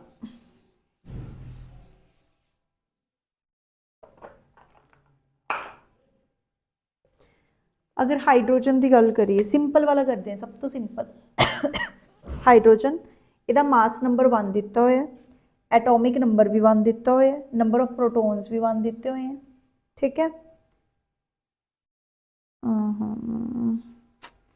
बाकी सारे कढ़ना आप प्रोटॉन्स नहीं ਦਿੱਤੇ ਹੋਏ प्रोटॉन्स नहीं ਦਿੱਤਾ ਹੋਇਆ कढ़ो बच्चे चलो करो बच्चे सॉल्व फोन नहीं चलाना क्लास दे विच ठीक है दीदी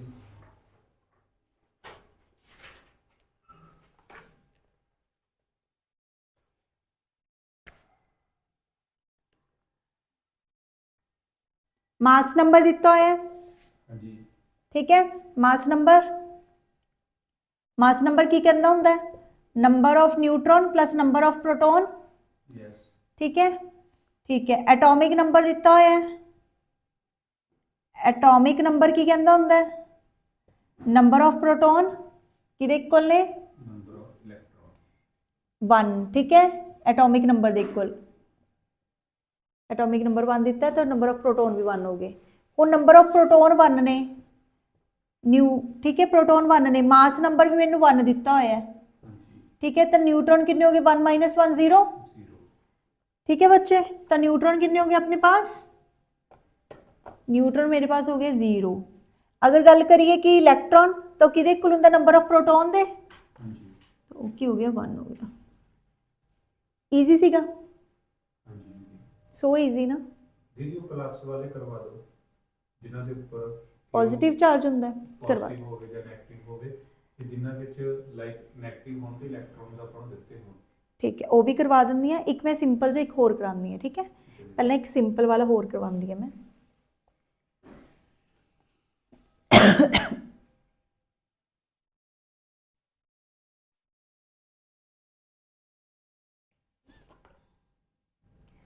कार्बन का ले लो बच्चे कार्बन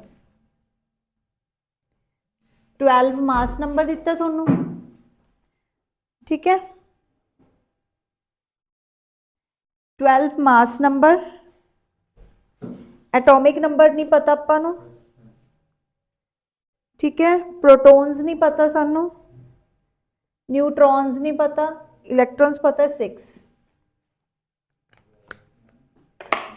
ठीक है मास नंबर है बच्चे साडे कोल और इलैक्ट्रॉन दिते हैं नंबर ऑफ इलैक्ट्रॉन जो बच्चे न्यूट्रल है तो नंबर ऑफ इलैक्ट्रॉन कि इक्वल होंगे नंबर ऑफ प्रोटॉन दे जो कोई चार्ज नहीं है उसके बच्चे तो कि इक्वल हो गए 6 नंबर ऑफ प्रोटॉन्स भी की आ गए साडे कोल 6 आ गए एंड एटॉमिक नंबर कि इक्वल होंगे एटॉमिक नंबर ऑफ प्रोटॉन या नंबर ऑफ इलैक्ट्रॉन के इक्वल होंगे ना तो वह भी कितना आ गया 6 आ गया उस तो बाद मास नंबर कि इक्वल होंगे number of neutron plus number of proton mass number 12 है नंबर ऑफ न्यूट्रॉन पता नहीं नंबर ऑफ प्रोटॉन 6 ने 12 6 इधर आके माइनस हो गया तो नंबर ऑफ न्यूट्रॉन तो साढ़े को नंबर ऑफ न्यूट्रॉन कितने आ गए 6 आ गए ठीक है नंबर ऑफ न्यूट्रॉन भी कितने आ गए 6 आ गए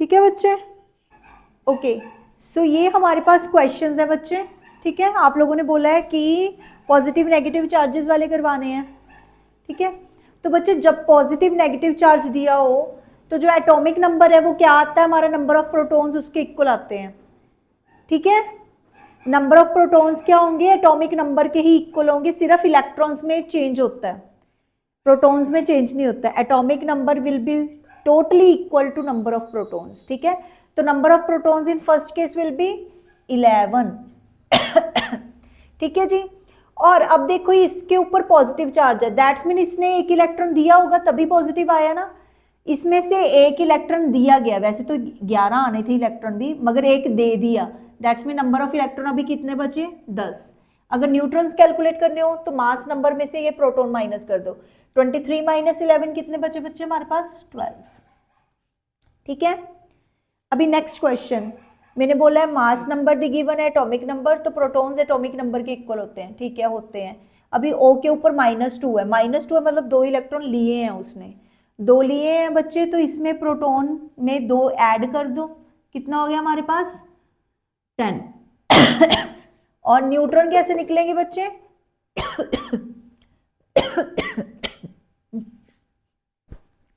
सॉरी, मास नंबर में से प्रोटॉन्स को माइनस कर दो तो आपके पास न्यूट्रॉन्स आ जाएंगे। कितने आ गए? 8 आ गए। ठीक है, अब क्या है, मास नंबर 24 है, एटॉमिक नंबर 12 है, तो प्रोटॉन्स तो 12 होंगे पहली बात। अभी क्या है, 2 पॉजिटिव का चार्ज है, 2 पॉजिटिव का चार्ज है, दैट्स मीन उसने 2 इलेक्ट्रॉन दे दिए ना, तभी पॉजिटिव 2 आया। 2 इलेक्ट्रॉन दे दिए तो प्रोटॉन्स में से 2 माइनस कर दो। ठीक है, अब न्यूट्रॉन कितने आएंगे बच्चे? जस्ट प्रोटॉन को मास में से माइनस कर दो, 24 माइनस 12, 12। ठीक है, अभी 35 है, ये 17 है। पहले तो एटॉमिक नंबर जो होता है वो ही क्या होता है हमारा? Number of protons. फिर अभी देखो उसके ऊपर एक नेगेटिव चार्ज है, मतलब एक इलेक्ट्रॉन लिया उसने, तो ये 17 है तो एक ले लिया, दैट्स मीन 18। ठीक है, न्यूट्रॉन कितने होंगे? मास नंबर में से प्रोटॉन्स माइनस करो, 35 माइनस 17 कितना हुआ बच्चे? कितना हुआ 35 में से 17 माइनस किए तो?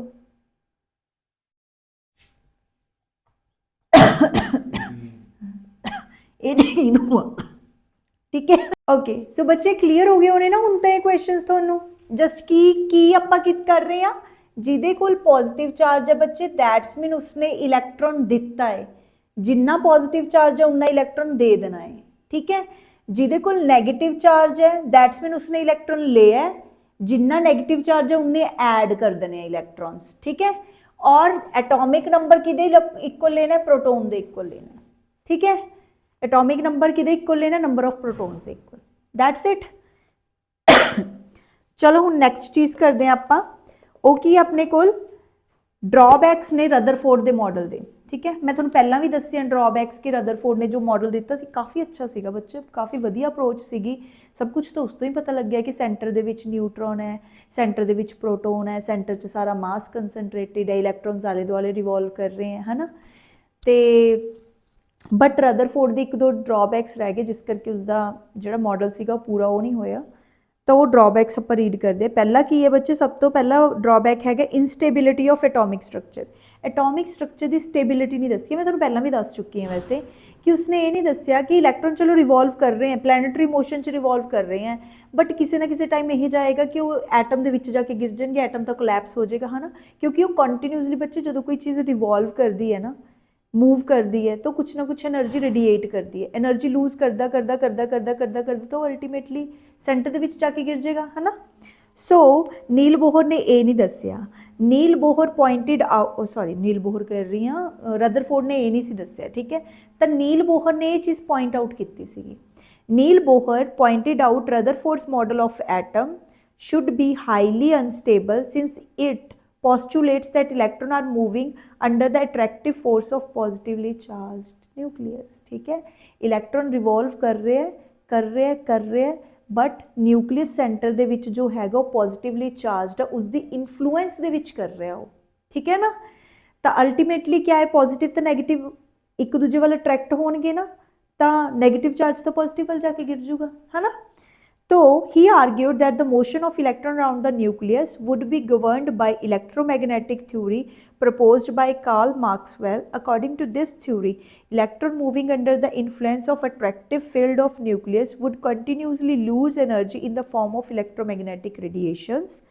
This loss of energy would slow down the speed of electron. Consequently, the orbit would become smaller and smaller. Hence, the electron will start revolving around the nucleus in a descending spiral and ultimately the electron would fall down into the nucleus। उन्हें की किया बच्चे, वो कहता कि ना जो electron है रिवॉल्व कर रहे हैं न्यूक्लियस के आले दुआले, सानू सब नू पता है। ठीक है ना, और वो कह रहा है कि कार्ल मार्क्सवेल कहता है कि जिहड़ा इलैक्ट्रॉन है जिहड़ा वो की है इलैक्ट्रोमैगनैटिक फोर्सिस दे नाल गवर्नड है ना। तो जो न्यूक्लियस है, आ साडे कोल न्यूक्लियस है बच्चे, इलैक्ट्रॉन है जिहड़ा वो की है रिवॉल्व कर रहा है।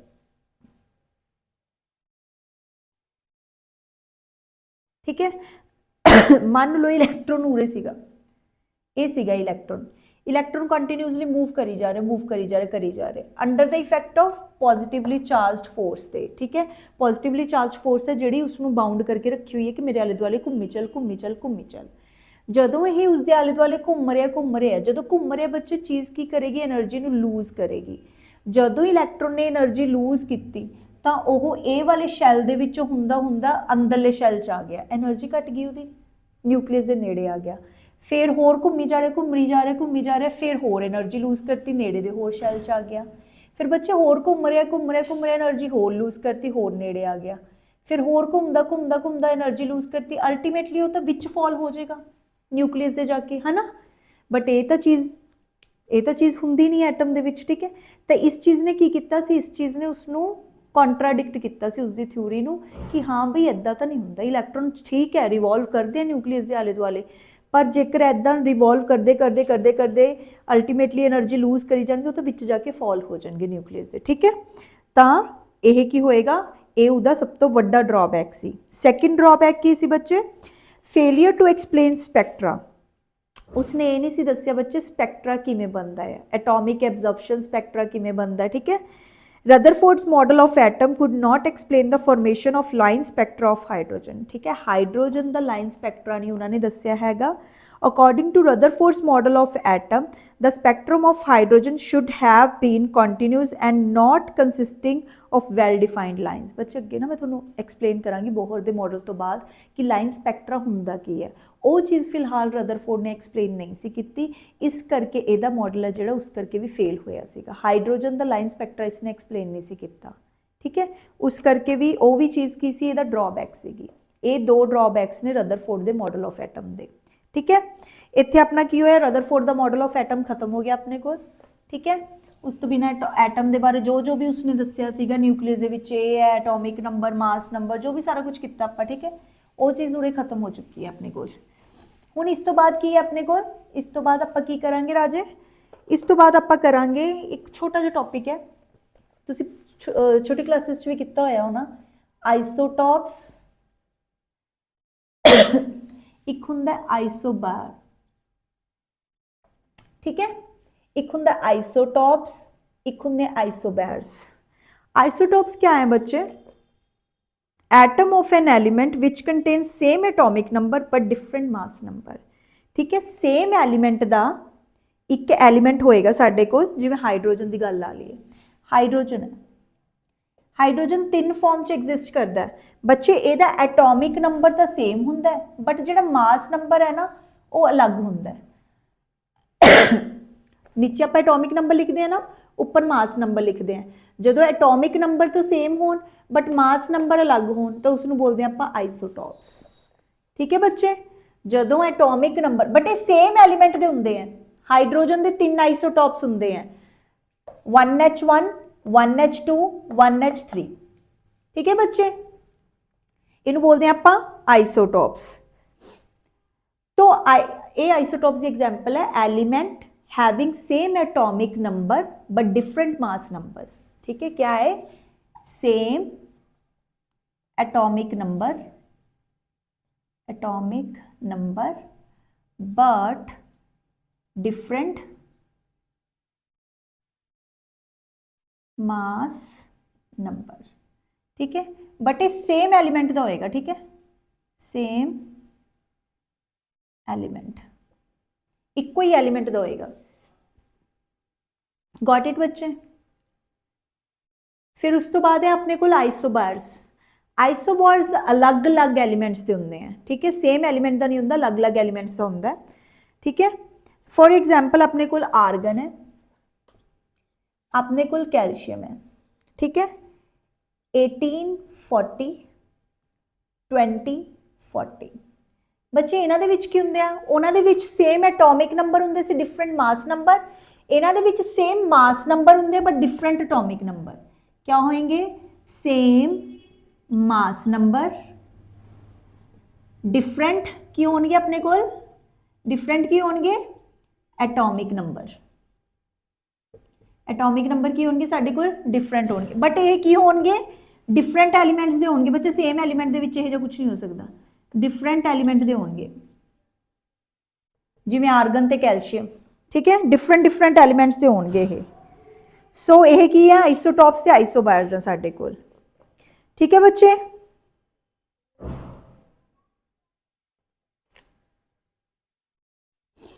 ਗॉट इट ਬੱਚੇ? हाँ जी दीदी। ਸੋ ਇਸ ਨਾਲ ਆਪਣਾ ਇਹ ਲੈਕਚਰ ਹੁੰਦਾ ਹੈ ਕੰਪਲੀਟ। ਠੀਕ ਹੈ, ਅੱਗੇ ਆਪਾਂ ਕੱਲ੍ਹ ਨੂੰ ਕਰਾਂਗੇ ਬੋਹਰਸ ਮਾਡਲ। ਕੱਲ ਦਾ ਲੈਕਚਰ ਬਹੁਤ ਇੰਪੋਰਟੈਂਟ ਹੋਣ ਵਾਲਾ ਹੈ। ਲੈਕਚਰ ਇਹ ਵੀ ਬੱਚੇ ਇੰਪੋਰਟੈਂਟ ਸੀਗਾ, ਠੀਕ ਹੈ, ਕੁਝ ਪੁਆਇੰਟ ਆਫ ਵਿਊ ਦੇ ਨਾਲ, ਜਿਵੇਂ ਕਿ ਆਪਾਂ ਉਹ ਕੀਤੇ ਨੂਮੈਰੀਕਲਸ ਵਗੈਰਾ। ਨੈਕਸਟ ਲੈਕਚਰ ਹੈ ਜਿਹੜਾ ਬੱਚੇ ਬੋਹਰਸ ਮਾਡਲ ਆਫ ਐਟਮ, ਐਟੋਮਿਕਸ ਸਪੈਕਟਰਾ ਹੋ ਗਿਆ, ਠੀਕ ਹੈ, ਫਿਰ ਪ੍ਰਿੰਸੀਪਲਸ ਹੋਣਗੇ, ਇਲੈਕਟ੍ਰੋਨਿਕ ਕਨਫੀਗਰੇਸ਼ਨ ਕਿੱਦਾਂ ਕਿੱਦਾਂ ਲਿਖਣੀ ਹੈ, ਉਹ ਚੀਜ਼ਾਂ ਬਹੁਤ ਇੰਪੋਰਟੈਂਟ ਹੋਣ ਵਾਲੀਆਂ ਔਰ ਬਹੁਤ ਇੰਟਰਸਟਿੰਗ ਵੀ ਹੋਣਗੀਆਂ। ਠੀਕ ਹੈ, ਤਾਂ ਉਹ ਲੈਕਚਰ ਨੂੰ ਬਿਲਕੁਲ ਵੀ ਮਿਸ ਨਾ ਕਰਿਓ। ਪੇਪਰ ਪੁਆਇੰਟ ਆਫ ਵਿਊ ਦੇ ਨਾਲ ਬਹੁਤ ਇੰਪੋਰਟੈਂਟ ਹੈ ਇਹ ਚੈਪਟਰ, ਹੀ ਬਹੁਤ ਇੰਪੋਰਟੈਂਟ ਹੈ ਵੈਸੇ ਪੇਪਰ ਪੁਆਇੰਟ ਆਫ ਵਿਊ ਦੇ ਨਾਲ। ਠੀਕ ਹੈ ਬੱਚੇ, so please do subscribe, comment more and more. ਜਿੰਨੀਆਂ ਵੀ ਕਿਸੇ ਦੀਆਂ ਕੁਆਇਰੀਜ਼ ਹੁੰਦੀਆਂ ਪਲੀਜ਼ ਮੈਨੂੰ ਕਮੈਂਟ ਕਰਿਆ ਕਰੋ। ਐਂਡ ਪਲੀਜ਼ ਬੱਚੇ ਥੋੜੀ ਜੀ ਮਿਹਨਤ ਖਿੱਚ ਦੋ, ਪੇਪਰ ਆਉਣ ਵਾਲੇ हैं ਬਿਕੋਜ਼ ਤੁਹਾਡੇ। ਠੀਕ ਹੈ, ਹੁਣ ਨਵੇਂ ਆਪਣੇ MST ਵੀ ਆ ਰਹੇ हैं, ਨਾਲ ਪੇਪਰ एग्जाम्स ਵੀ ਆਉਣ ਵਾਲੇ हैं। ठीक है, ਤਾਂ ਥੋੜੀ ਤਿਆਰੀ ਕਰ ਦੋ ਫਾਸਟ, ज़्यादा ਤੋਂ ज़्यादा ਪ੍ਰੈਕਟਿਸ ਕਰਿਆ ਕਰੋ।